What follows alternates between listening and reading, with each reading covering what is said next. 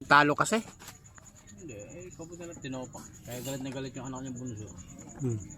Tapos agad lumayas ka na ika dito, ganun, huwag ka na ika magpakita, kailanman parang ganun. Hiwalay na ikaw tayo. Ay, hiwalay na kayo.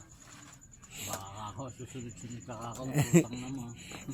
Hiwalay ng higaan ngayon, bukas magkatabit na ng higaan. Susunduin kita, lulundag ko sa sapa.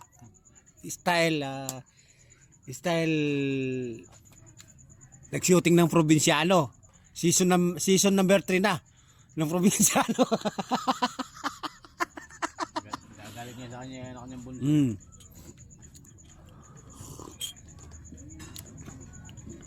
Tapos bumaba ka dito, kukunin mo na yung gamit, hihiramin yung motor, ganun. Hindi ikaw pwede. Sinabi natin ito tayo. Hindi ikaw pwede.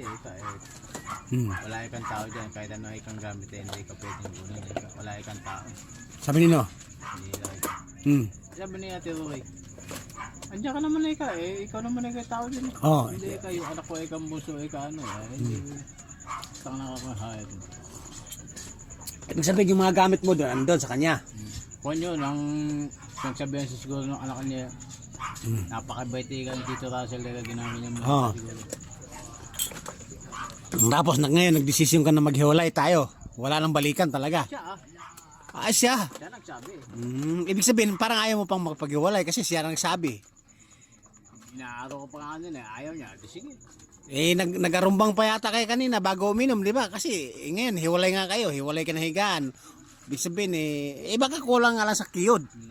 Nako, Na-over nga yung sakit. ay overplus sa kiyod, paano nangyari? Maghihiwalay na naman kayo, tapos bukas makalaw, ano na naman kayo, magkasama na naman kayo. Kaya nga, Ganda yan ah! Pinagpalit mo? Yung bisikleta? Pinagpalit mo? Magkano ano mo, bilayad mo? Nakailang palit ka na? May 10 na, wala pa? 10 bisis. Hindi pa. Bagay pala sa'yo, para kang nangangariste ya. Para kang bata dyan. Oo. Oo. Pasanin mo. tanggal ng bearing. Pinagpalit, mas lalo pang sira ang binalit. May sira din sa ulo itong putang inang mukhang pusit. Talagang hiwalay na kayo na talaga.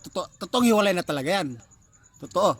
Totoo oo kamo. Sige, pagbigyan maniniwala naman kaya si Calvo at si Ate Jean at si Fermina na nahiwalay na kayo, tapos bukas makalawa magkabalikan na naman kayo. Yun lang anak ang ano eh.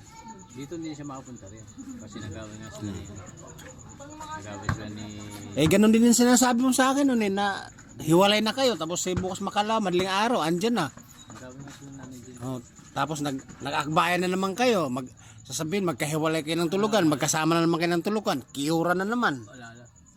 Nako yun lang, magkasama palagi, tapos away kunwari, away bati, cute kunwari, tapos kumiyod, cute na naman. Yun lang anak Yun, yung anak sana niya, all. yung anak niya lang na may ayaw na ano yung gamit ko. Kaya nga, baka sabi nila ng anak din yun, at ayaw pa uwi yung gamit mo para nung ka, ganon. Gustong gusto mo nun para makakiyod ka lagi. Tama naman yun kasi nga hiwalay kayo ngayon, magkagalit kayo ngayon, tapos magkasundo kayo mamaya, Wala na. cute kayo mamaya. Totoong hiwalay na talaga yan. Sinabi ko rin kay niya sa bayaw niya yung nakatatanda na dati niyang asawa pagka ako tinutuyo ka ko ay ganun na ika talaga yun. Naku po, pag tinutuyo sumusup-chup na lang ng oten, ganon. So pa akin na yun. Wala ika. Sana all Teka. Ngayon isang bang pagtyagaan niya. Sigurado magtsatsaga na si Calvo, ikaw, punta tayo kay Lamang yun. Kakain natin yung gilagid na pinalambutan. Ayun. Dahil bigo sa pag-ibig, dahil hiwalay na ngang totoo. Gilagid ang tagal ng gilagid ng hangin. Yung gilagid, nakasampung gilagid na yata Nabulok na ang puta ng gilagid. Ayun. Puro gilagid na lang demonyo. Ngayon talaga yung totoong hiwalay na yan. Ayun, totoo na ito. Totoo talaga. Okay. I rest my case. Yeah,